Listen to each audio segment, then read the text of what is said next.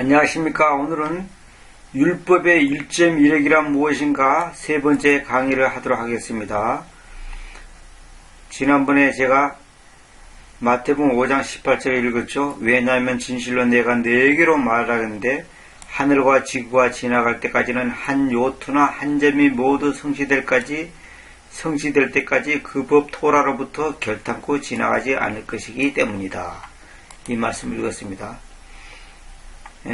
오늘은 제가 여기를 읽도록 하겠습니다. 잠언 30장 5절 보겠습니다. 하나님의 말씀마다 순수하니 그분께서는 자신 안에 자기들의 신뢰를 두는 자들에게로 방패시다. 하나님께서는 당신 안에다가 우리의 신뢰를 두는 자들에게는 하나님께서 방패가 되신다 이 말입니다. 방패. 자, 너는 그분의 말씀들에 더하지 말라. 이는 그분께서 너를 경책하여서 너가 거짓말쟁이로 발견되지 않을까 합니다. 경책한다는 말은 크게 책망한다 그 말이죠. 경찰할 때 그 경찰이지 않습니까? 아주 강하게 책망한다는 겁니다.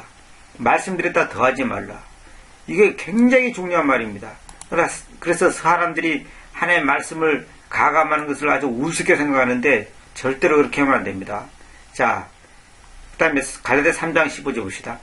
형제들이 내가 사람들의 방식을 쫓아 이야기하는데 비록 그것이 단지 사람의 계약이지만 만일 그것이 확정해지면 아무 사람도 취소시키거나 거기에다 더하지 못합니다. 여러분 보세요. 사람들이 집을 사고 팔 때, 땅을 사고 팔 때 계약을 하지 않습니까? 근데 사람의 계약이라도 그것이 확정해지면 아무 사람도 취소시키거나 거기에다가 더하지 못한다. 당연하죠. 내가 집을 샀는데 잔금 다 치르고 도장 딱 찍었는데 그걸 갖다가 무효화시킨다든지 취소시킨다든지 딴 사람이 나를 갖다가 그것이 잘못됐다고 항의한다고 해서 그것이 용납되지 않는다 이 말입니다. 사람의 계약도 그런데 하물며 하나님께서 우리에게 주신 계약이 뭡니까? 성경이다 봅니다.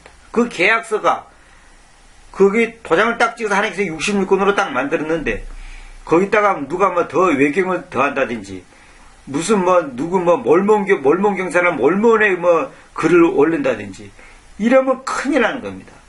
사람의 계약도 확정해지면 아무도 취소시키거나 더하지 못하는데 감히 누가 하나님의 말씀에다가 더한단 말입니까? 그는 마귀가 하는 것 외에는 다른 방법이 없습니다. 그래서 하나님의 말씀에다가 무엇을 첨가시키고 빼고 하는 것을 큰일 난다는 말입니다. 그런데 지금 신약 성경만 해도 헬라 사본만 보더라도 티아라고 지금 유베스 3판이라든지 네슬알란데 26판이라든지 이런 것들의 차이가 뭐냐면 저는 다 세보지는 못했습니다만은 이제 그것을 이제 연구하는 분들의 말에 하면 신약만 해도 2200군데 이상의 단어가 삭제 아니면 왜곡 변기됐다지 않습니까? 신약만 해 헬라어 번호로 볼 때도. 근데 제가 이제 개혁성경하고 킹제스를 조사를 해보면 그보다 훨씬 많은 숫자가 잘못되어 있고 단어나 절이나 수거나 시제나 조사 한마디 전치사 한마디가 너무너무 잘못됐단 말입니다. 이것을 제 자신이 알고 깜짝 놀랐습니다. 자, 계시록 22장 18절 한번 보겠습니다.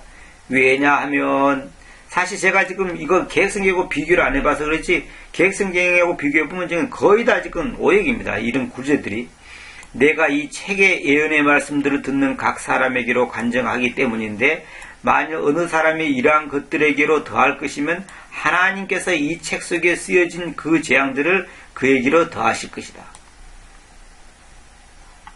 이 하나님의 말씀에다 어떤 것을 더하면 그 재앙들을 그에게로 더한다는 거죠. 그리고 어떤 보세요. 19절에 그리고 만일 어느 사람이 이 예언의 책의 말씀들로부터 제거할 것이면 하나님께서 그의 몫을 그 생명의 책 밖으로 또 그 거룩한 도시 밖으로 또 이 책 속에 쓰여지는 것들로부터 제거하실 것이다. 여기 파트란 말은 뭐냐면 부분이라고 이제 이 인체에 따라 말할 때는 어떤 지체를 보고 말할 때도 있지만은 여기서는 이제 어떤 지체를 말한 게 아니고 그의 몫이 그가 받을 어떤 몫이 있단 말입니다.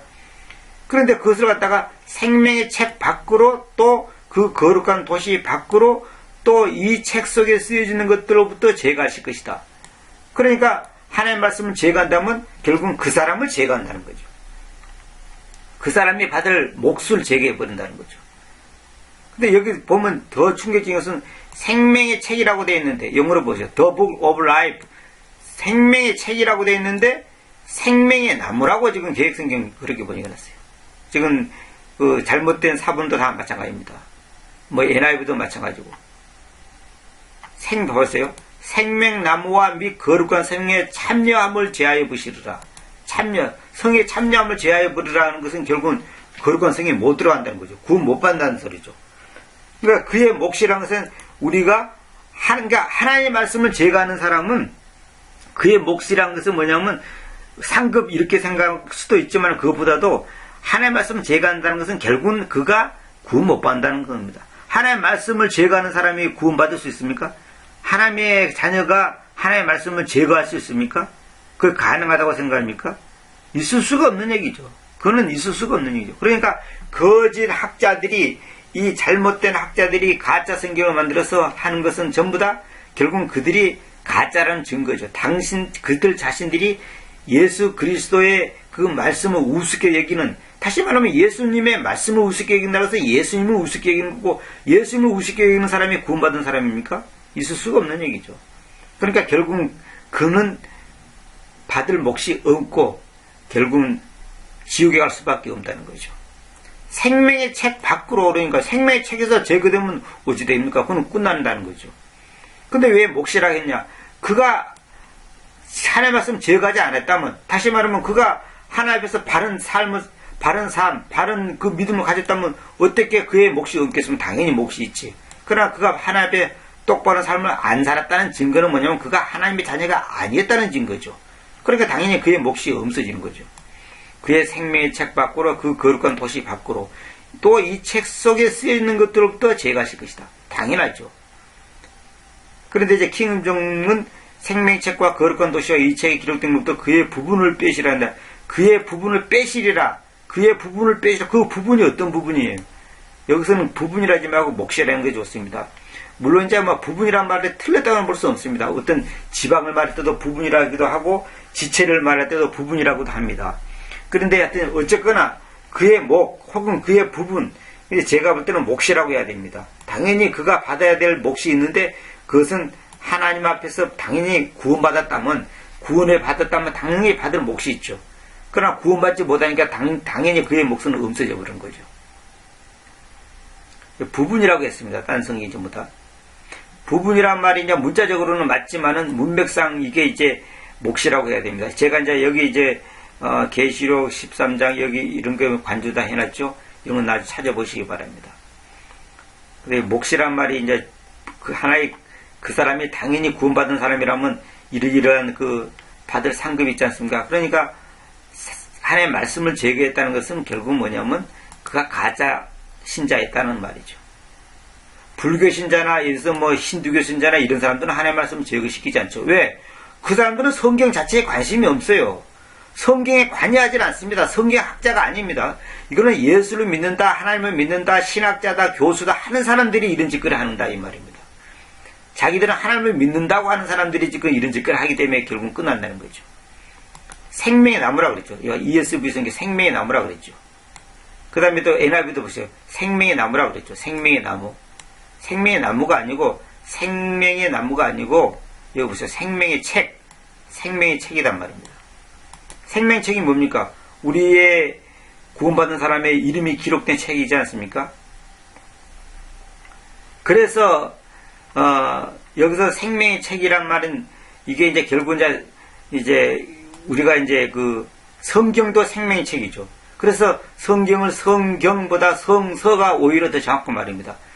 사실은 거룩한 책이란 말이 있어도 거룩한 글이란 말은 성경이 없죠. 그래서 책이 중요한 겁니다. 그래서 성경책도 성경책이잖아요. 책. 근데 이 생명의 책에는 하나님께서는 하나님의 자녀들을 기록한 책이 있다는 거죠. 생명의 책. 자, 봅시다. 시편 12편 6절. 주님의 말씀들은 순수한 말씀들이니 흙 용광로에서 재련된 곧 7번이나 정결해지는 은철은 순수합니다. 님께서 그것들을 지키실 것입니다. 오 주님, 님께서 영원히 이 세대로부터 그것들을 보존하실 것입니다. 했죠.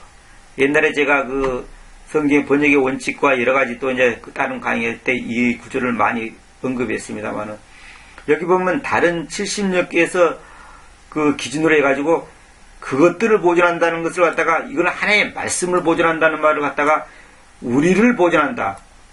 them from을 us from으로 바꿔버렸죠. 우리를 보존한다. 이렇게 바꿔버렸단 말이다.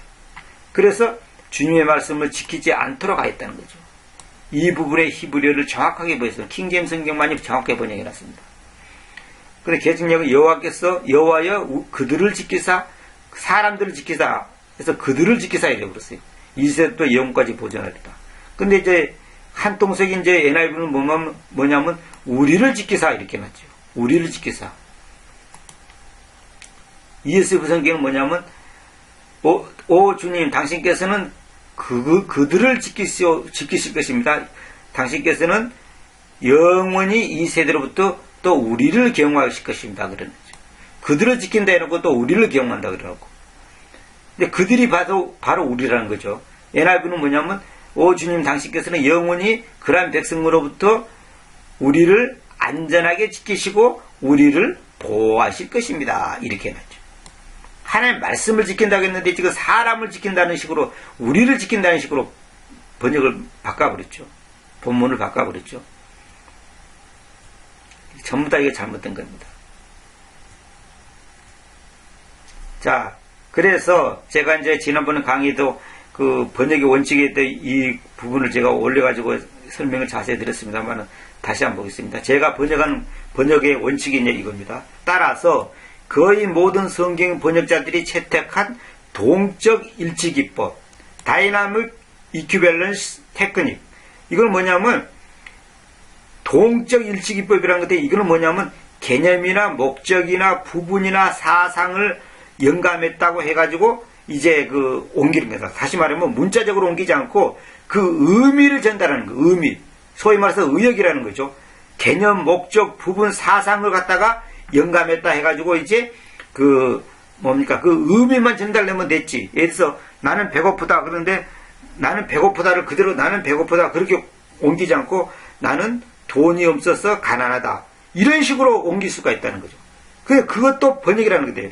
번역이라고 하는데 그걸 보고 동적 일치기법이라는데 이것은 성경적인 방법이 아니라는 거죠. 나는 춥다 그러는데 나는 춥다 그렇게 번역하지 않고 나는 옷이 없어서 헐벗었다 이렇게 번역하면 안 된다는 거죠.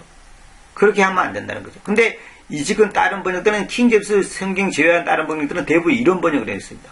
우리 한글 성경으로 보면 현대인의 성경, 현대어 성경, 굿뉴스 바이블, 뭐 영어에서 굿뉴스 바이블, 뭐 여러 가지 그 요즘 현대처럼 많이 한 뭐 쉬운 성경 뭐 그런 거 있잖아요. 전부 그런 것들이 그런 식으로 번역했단 말입니다.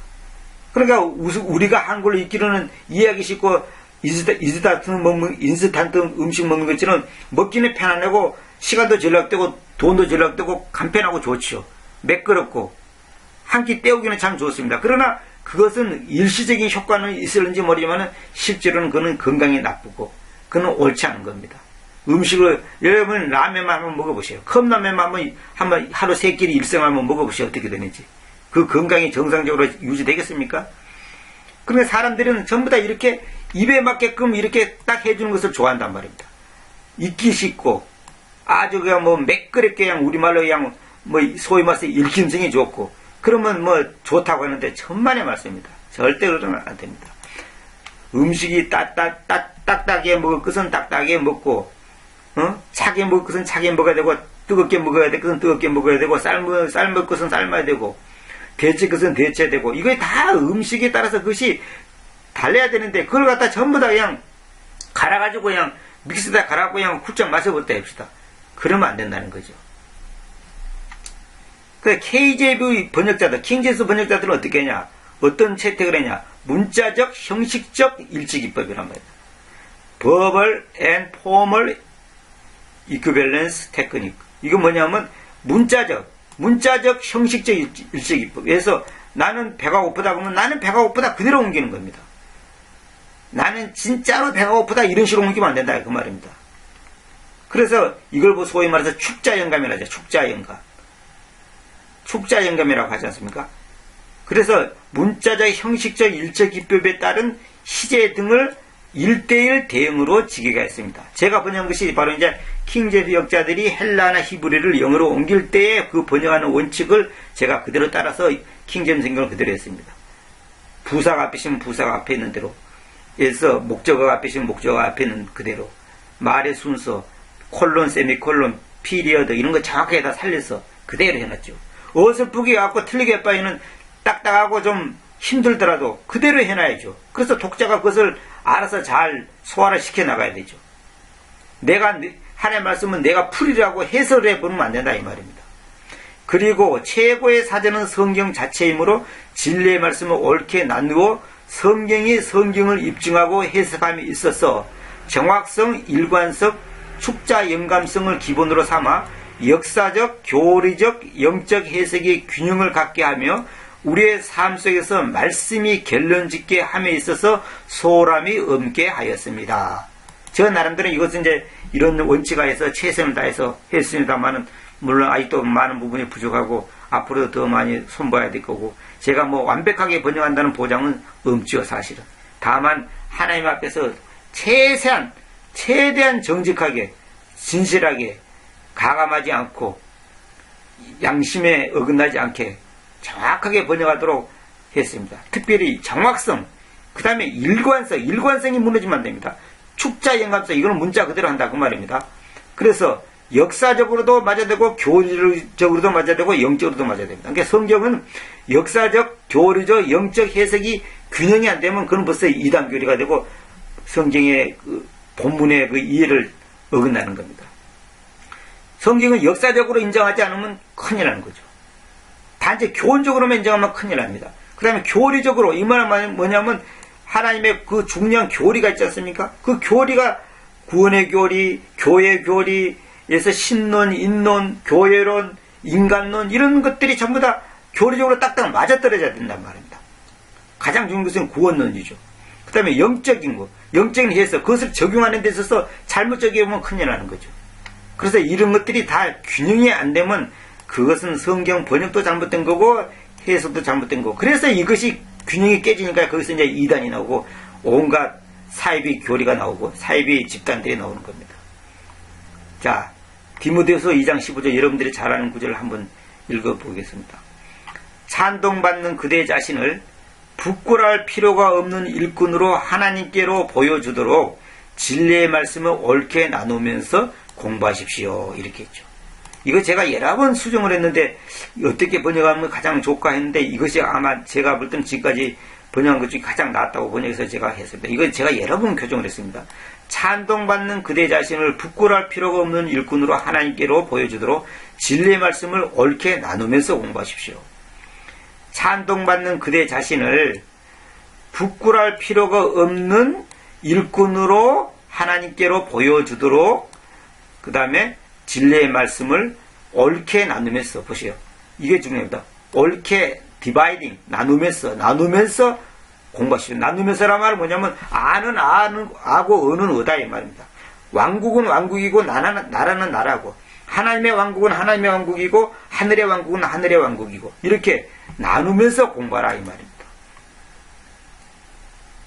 자, 개정을 봅시다. 너는 진리의 말씀을 옳게 분별하여 부끄러울 것이 없는 일꾼으로 인정된 자로 자신을 하나님 앞에 드리기를 힘쓰라 그랬죠. 힘쓴 게 아니고 공부하라 그랬죠. 스터디. 이 스터디 공부라는 말이 사실 한문으로 뭐냐면 쿵우입니다. 쿵우. 우리가 쿵우 무술 있지 않습니까? 쿵우. 그 이 공부란 말이 중국말로는 이거 쿵우입니다. 쿵우. 스터디가 공부란 말이 쿵우. 그러니까 우리가 공부할 때 이것이 쿵우 무술하듯이 해야 됩니다. 다시 말하면 정신 일도, 정신을 집중해서 정신 일도 하사불성이란 말이 있잖아요. 정신을 집중하면 못 잃을 것이 없다. 모든 일이 다 된다. 이런 마음으로 집중해서 해야 됩니다. 하나님의 말씀을 어설프게 대충 그냥 하는 거 아닙니다. 집중해서 정말 최선을 다해서 공부해야 됩니다. 근데 이제 킹종은 이제 진리의 말씀은 바르게 나누어 너 자신을 하나님께 인정받는 자로 부끄러울 것이 없는 일꾼으로 나타내도록 연구하라. 연구하라는 정확한 번역이 아니라고 봅니다. 너가 진리의 말씀을 올바로 나누어 자신이 하나님 앞에 부끄럽지 않는 일꾼으로 인정받도록 공부하라. 이렇게 다들 번역했죠. do your best, do your best. 이건 뭐냐면 최선을 다하라 이 말이죠. NIV는 do your best, 최선을 다하라 이렇게 돼 있죠. 또 NIV는 옳게 나누면서를 정확하게 다루면서 다루도록 이렇게 해놨죠.